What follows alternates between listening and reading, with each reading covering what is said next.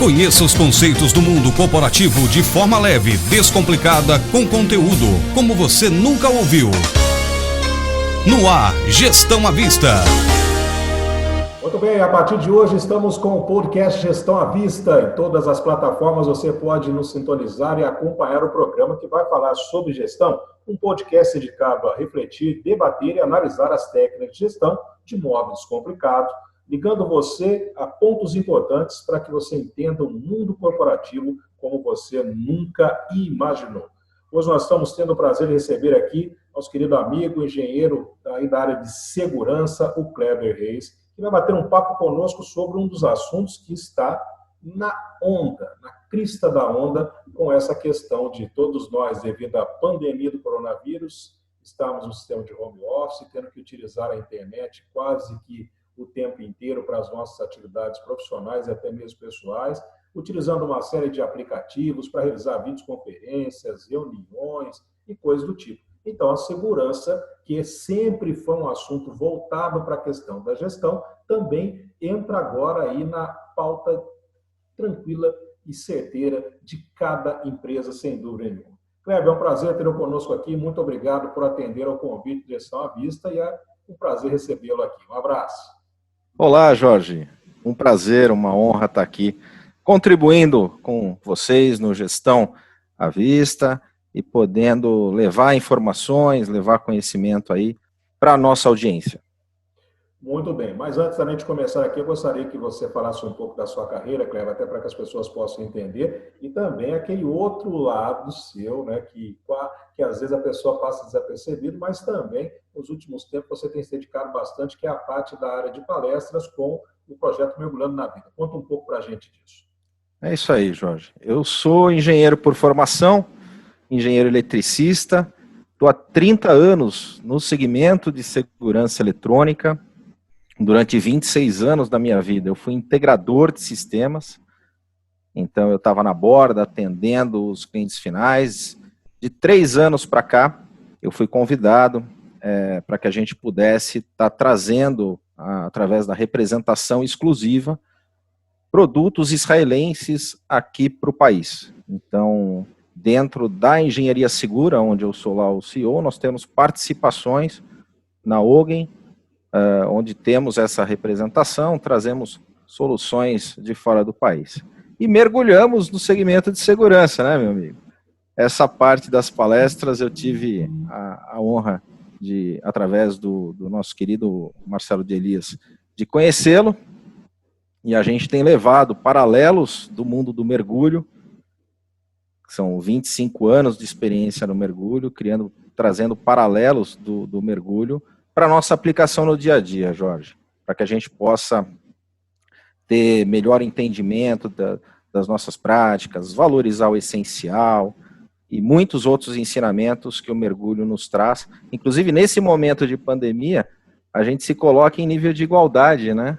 É um pouco do que o mergulho nos traz também. Quando a gente cai na água ali, quando a gente dá o passo do gigante e tem a coragem de ir para a água, depois de ter estudado, depois de ter planejado, depois que a gente realmente consegue dar esse passo do gigante, a gente está em nível de igualdade. Todos têm a mesma quantidade de ar no nosso cilindro, né? Não tem rosto, não tem poder econômico, a gente está ali mergulhando em nível de igualdade. A pandemia trouxe um pouquinho para nós do que o mergulho nos ensina nesse sentido.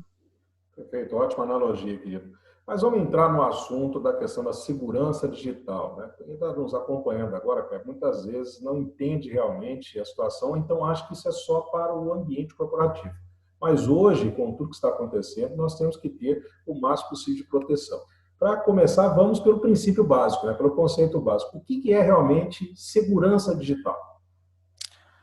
Jorge, é uma preocupação que você ponderou de forma muito coerente. Não é só para o corporativo, mas ela também é para o corporativo, né? É para a pessoa física e para a pessoa jurídica.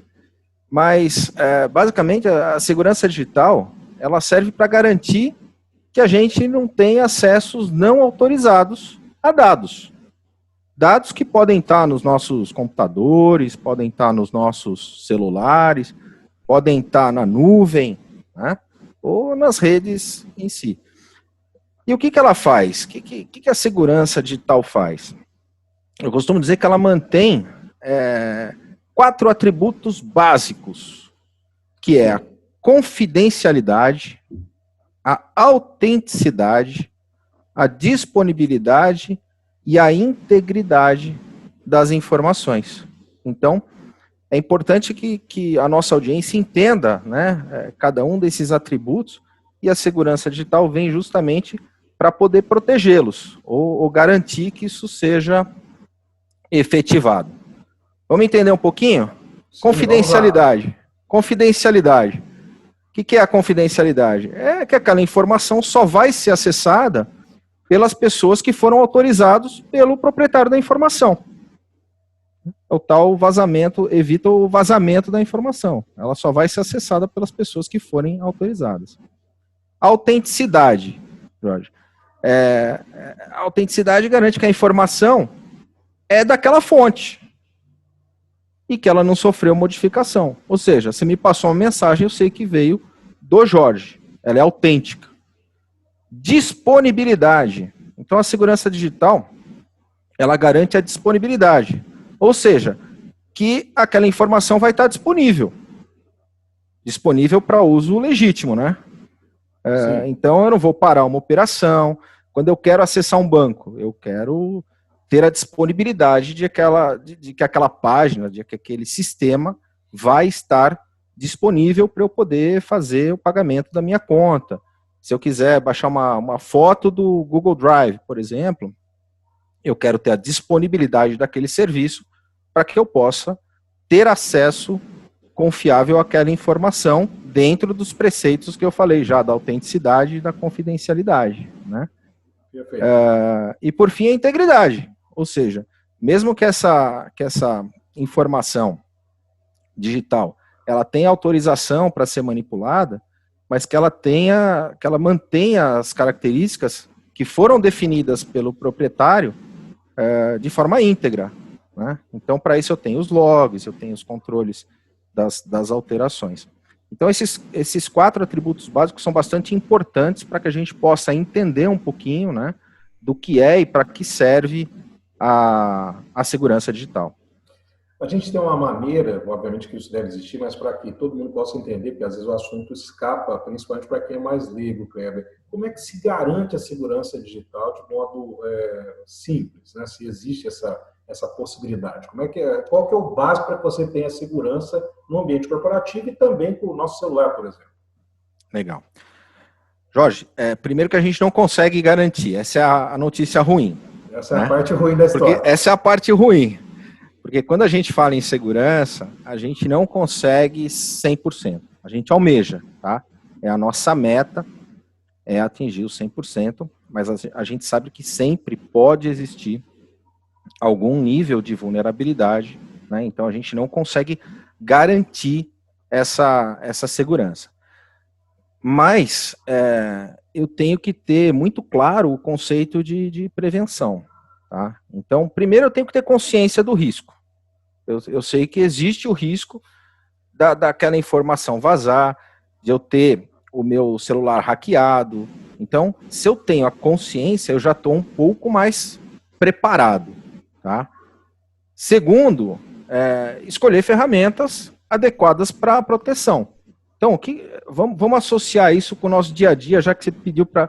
Eu tenho lá a minha casa. Certo? Eu sei que eu tenho uma porta de alumínio frágil no meu primeiro anel de segurança. Então, primeiro, eu já tenho consciência do risco. Certo? Aí, eu vou colocar uma fechadura para poder fechar aquela porta. Eu tenho que escolher a fechadura adequada para poder fechá-la. E aí, eu tenho que ter as boas práticas. Ou seja, não adianta eu ter a porta, eu ter a fechadura e não fechar. Não adianta eu ter a janela e deixar ela aberta. Então, eu tenho que usar desses recursos, eu tenho que usar dessas ferramentas, eu tenho que me manter atualizado, isso é importante. Então, não é porque eu coloquei um sistema há 10 anos atrás, coloquei lá um firewall, eu coloquei na minha rede um sistema de criptografia, que 10 anos depois ele continua sendo eficaz. Então eu tenho que estar preocupado em me manter atualizado. Por quê? Porque a segurança digital, principalmente, ela é muito rápida nesse aspecto, né? Eu tenho que estar atualizando constantemente e fazendo uma gestão sobre essas informações para que eu possa não garantir, né? Como a gente falou, mas tendo a consciência, escolhendo as ferramentas e utilizando as boas práticas, atualizando e tendo uma gestão desse risco, eu consigo aí sim mitigar muitos dos riscos, e aí a gente pode dar uma série de dicas aí para o pessoal, para os nossos ouvintes, dicas práticas, né, do dia a dia, mas em teoria isso é extremamente importante a gente ter essa consciência.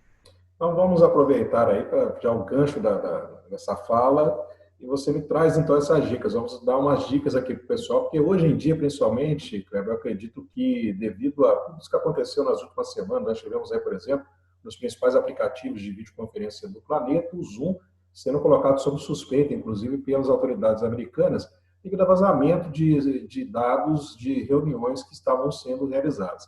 E aí, obviamente, isso criou um pânico em muita gente que utiliza não só isso, como outros tipos de equipamentos ou até mesmo de aplicativos, os sistemas, para poder se comunicar à distância.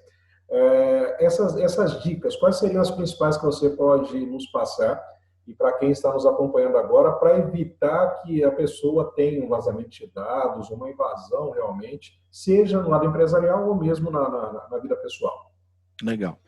Esse exemplo que você deu do Zoom, ele é bem típico de uma coisa que a gente pode fazer e deve fazer, porque a maioria dos sistemas tem esse recurso, que é a dupla autenticação. O próprio Zoom já tinha um sistema que me possibilita não só entrar no link, mas ter uma senha para entrar, e não basta nem ter a senha, Jorge. Eu preciso que o proprietário autorize a minha entrada depois de eu ter logado com a senha. Só que isso praticamente ninguém usava. Quer dizer, era um recurso disponível que muito poucos usuários utilizavam desse recurso, dessa ferramenta. Dupla autenticação, importantíssimo. Isso tem, pessoal, tem no WhatsApp. Sim, tem no Então, WhatsApp. para acessar o WhatsApp, eu tenho um sistema de dupla autenticação.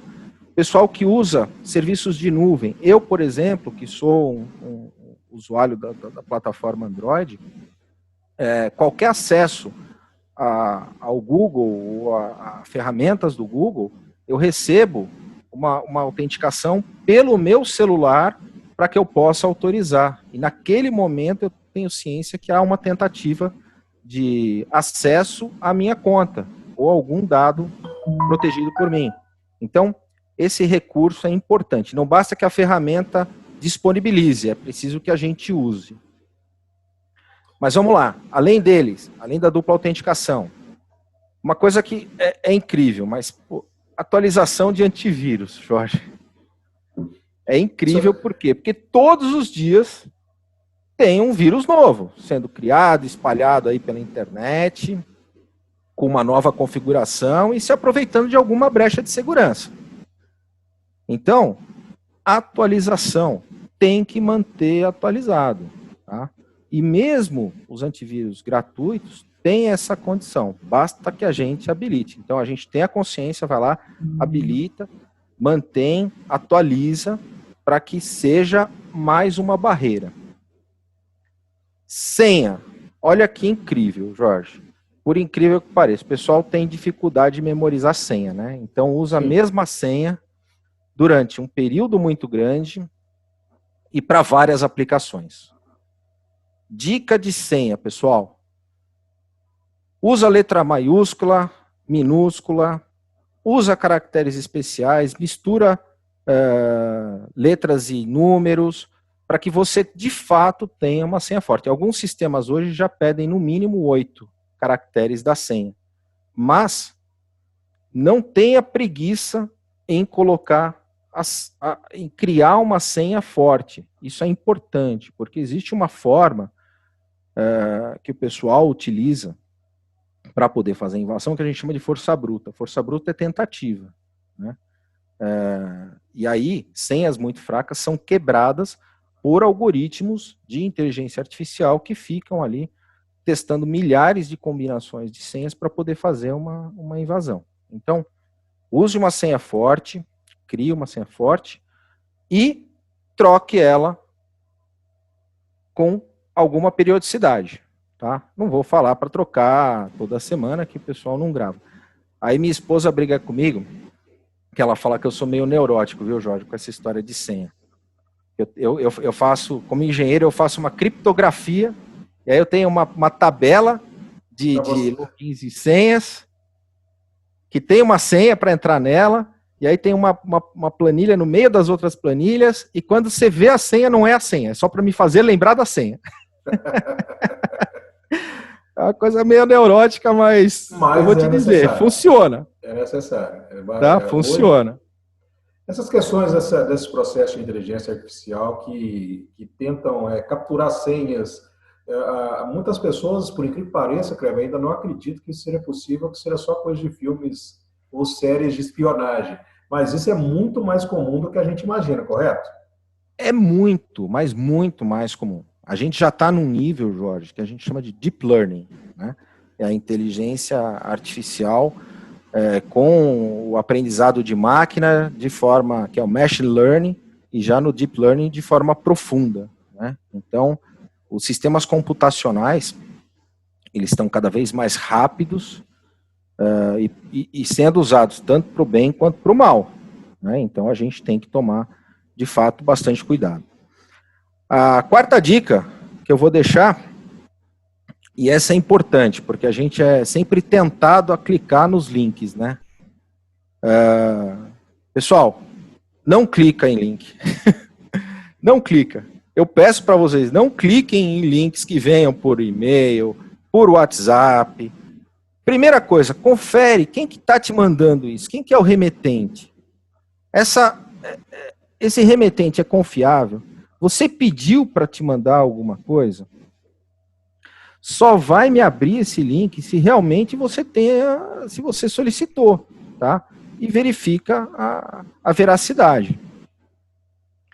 E aí, se você não passou e-mail, mas é tentador, é uma promoção, é uma coisa legal, é uma promoção? Então, vai no site oficial, não clica no link, vai lá no site oficial. Alô? Oi? Saiu da tela só, desculpa. Só eu saí da tela. Eu estava olhando aqui, estranho, mas vamos lá. Vai lá no link do remetente, não clica no link, tá? Vai lá no site oficial e vê se aquela promoção é válida. Aí você clica na promoção no site oficial, não no link que te enviaram, tá? Porque esse link pode, de fato, te redirecionar para uma página fake muito parecida com a página original, que vai coletar os teus dados e que vai usar isso contra você. Tá? Só aproveitando um gancho nessa situação, eu já passei por essa situação 4 anos atrás. Eu recebi um link do meu banco, naqueles dias que você está assim, meio estressado, achando que é uma coisa natural, cliquei no link via meu celular. Resumo da ópera, né? Limparam a minha conta em menos de 2 horas. E aí foi aquela loucura para poder provar que eu tive meu celular hackeado. Foi uma doideira, mas acontece realmente. Então eu sou uma testemunha de que realmente hoje eu não clico em link, mas nem que eu saiba de quem enviou. Você tem uma ideia de quanto a gente fica meio neurótico, meio traumatizado com essa situação. Ô Jorge, olha o que aconteceu recentemente com a Caixa Econômica Federal. Sim. Agora, em meio à pandemia, o governo disponibilizando aquele auxílio emergencial dos R$600, e existe aplicativo falso para poder capturar os dados do usuário que está pedindo, que é uma pessoa que precisa daquele recurso, quer dizer, capta os dados e depois consegue fazer o saque, e a pessoa depois fica sem esse recurso porque ela clicou num link que direcionou ela para baixar um aplicativo que não era de fonte confiável, não era o do site oficial. Isso causou muita confusão e transtorno para muitas pessoas, porque muita gente baixou, parecia ser realmente o aplicativo da Caixa e não era, era um fake, muito bem feito e que induziu muitas pessoas aí ao erro e a ter problemas com relação aos seus dispositivos. Kleber, mas você disse para a gente agora há pouco que não há uma maneira 100% de garantia em relação à proteção, né, dos nossos dados. Mas, por exemplo, para quem está nos ouvindo nesse momento, que utiliza o seu mobile para praticamente tudo, ou celular ou tablet, né, para movimentar praticamente a sua vida inteira. Além de um antivírus, o que mais pode ser feito para tentar, pelo menos, minimizar as tentativas de invasão e ataque numa situação dessa? Essa troca das senhas com frequência do seu dispositivo, atualização de firmware é uma dica importantíssima, tá? Aplicação no próprio antivírus, eu posso habilitar algum tipo de firewall do meu dispositivo para que eu não permita que haja um acesso indevido. São algumas das dicas aí para que a gente tente mitigar esse risco, viu, Jorge? Porque ele de fato, ele acaba, ele continua existindo, tá? Não, isso a gente não tem dúvida, ainda mais nesses tempos onde se utiliza muito a situação. Outra situação importante, né? As pessoas falam muito, principalmente quem é da área, naquilo que é chamado de segurança de informação. Qual que é o conceito disso? O que realmente é aplicável dessa situação e o que é essa chamada segurança de informação? Então, Jorge, a segurança da informação, ela está, eu diria que no guarda-chuva, ela está em cima justamente da segurança digital, né? A segurança da informação é para que a gente possa impedir que dados ou informações caia na mão de pessoas que não sejam autorizadas a ter acesso a esses dados, informação, sistema, seja de uma pessoa física ou de uma pessoa jurídica, né? E a segurança da informação, ela inclusive impede que esses dados possam ser destruídos sem informação, sem autorização, sejam roubados ou sejam danificados. No caso da pessoa jurídica, Jorge, a segurança da informação, ela quase que é imprescindível para a garantia de continuidade do negócio, né? Mantendo essas informações, lembra que eu falei lá no início? Ele tem que manter aquelas informações disponíveis, íntegras, tendo a certeza da sua autenticidade, né? E aí a segurança da informação tem que detectar, documentar e combater todas essas ameaças tanto de acesso aos dados quanto de acesso à infraestrutura. Eu costumo dizer assim, a segurança da informação, ela pode, no meio digital, a gente está falando disso na rede, né? No meio digital. E a segurança da informação, ela partia lá, 20 anos, quando a gente fechava o arquivo, quando a gente tinha um controle de acesso na porta de acesso do meu TI, por exemplo, ou da minha sala, onde eu tenho informações críticas, isso por si só já é a segurança da informação, ramificada para a segurança digital, dentro de tudo que a gente expôs aqui nesse nosso bate-papo. Esse mercado, principalmente corporativo hoje no Brasil, qual é o panorama dele? Está em expansão? Porque até um tempo atrás, me parecia que principalmente entre os pequenos e médios empresários, não havia uma grande preocupação com essa questão. Estou correto, Kleber? Evoluiu demais, Jorge, tanto pela disponibilidade de equipamentos, quanto pela vulnerabilidade. Então, gato escaldado tem medo d'água. Sim.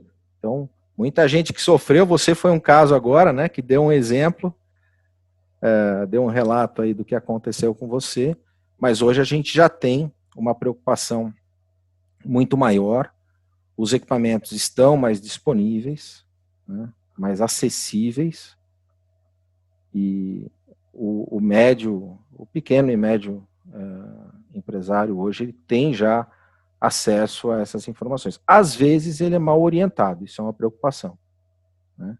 Então o pessoal vai lá no varejo, compra um roteadorzinho, coloca na sua rede, usa o QR Code para fazer acesso ao seu dispositivo, aí ele coloca uma câmera de segurança também que estava na prateleira, configurou no celular e deu acesso remoto, pega o seu fluxo de caixa e coloca dentro dessa rede de forma desprotegida, e aí realmente ele está vulnerável. Então a gente tem que enxergar o negócio, entender dentro do processo de análise de risco quais são as vulnerabilidades e desenhar uma arquitetura de um sistema minimamente confiável. Isso é bastante importante para que a gente possa garantir essa integridade e reduzir os nossos riscos na segurança digital. O Gestão à Vista de hoje estamos conversando com o engenheiro Kleber Reis, especialista aí na área de segurança digital e segurança de informação. E agora, Kleber, para a gente caminhar para o encerramento do nosso bate-papo, a gente ficaria com você aqui várias horas, mas temos o tempo, né? Existe hoje uma situação que já estaria em vigência, né, nesse ano de 2020, mas que foi adiado devido à questão da pandemia do coronavírus, que é a Lei Geral de Proteção de Dados. Eu gostaria que você explicasse para todo mundo o que é realmente essa Lei Geral de Proteção de Dados e, quando da sua implantação, qual vai ser o impacto que vai ocorrer na vida das organizações com a sua adoção. Legal, Jorge. A LGPD, na verdade, o que foi adiado, e agora foi, né, no dia 3 de abril, agora o Senado aprovou o adiamento, mas ele não adiou a lei, viu, Jorge? Ele adiou o quê? A aplicação das sanções da LGPD, sim, né, que foi para agosto de 2021, a nossa lei 13.709/18. E o que é essa lei? De forma bem simples para a nossa audiência poder entender. Eu preciso agora tomar muito cuidado para poder entender o que eu vou fazer com os dados das pessoas.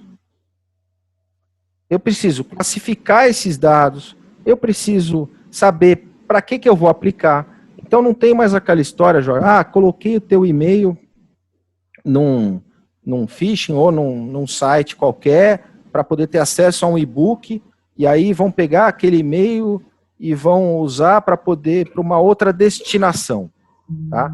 Ou você deixou teu telefone e aí num site qualquer e de repente você está recebendo ligação ou a tua informação está sendo usada para uma outra aplicação. Você foi na farmácia e fez um cadastro e está comprando um medicamento, eu tenho que garantir que essa informação não vai ser passada para o teu plano de saúde para que você não seja eventualmente cobrado adicionalmente porque está fazendo uso de uma certa medicação.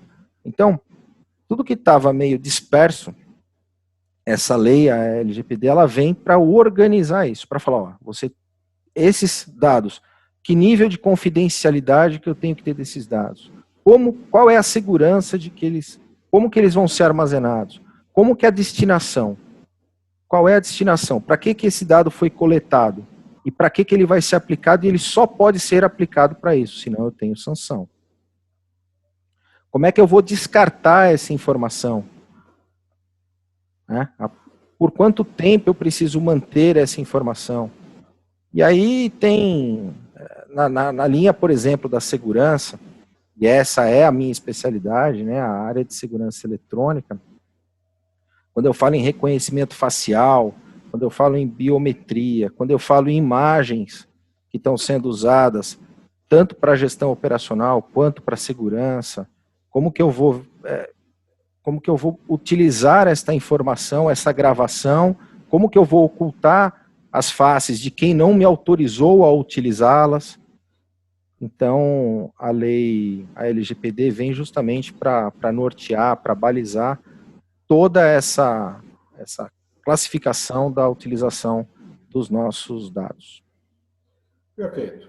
Kleber, gostaria muito de agradecer a sua participação conosco aqui no Gestão à Vista. O espaço está sempre à disposição. Muito obrigado por ter atendido ao nosso convite e até uma próxima oportunidade conosco aqui no programa. Jorge, foi uma honra. Conte comigo sempre que precisar, com a tua audiência. Desejo muito sucesso para esse programa. Eu sei que você tem muita informação para poder transmitir para essa audiência. Sorte e sucesso.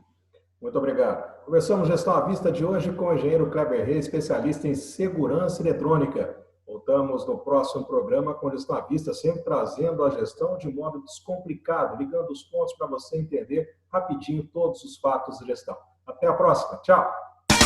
Você ouviu Gestão à Vista. Até a próxima.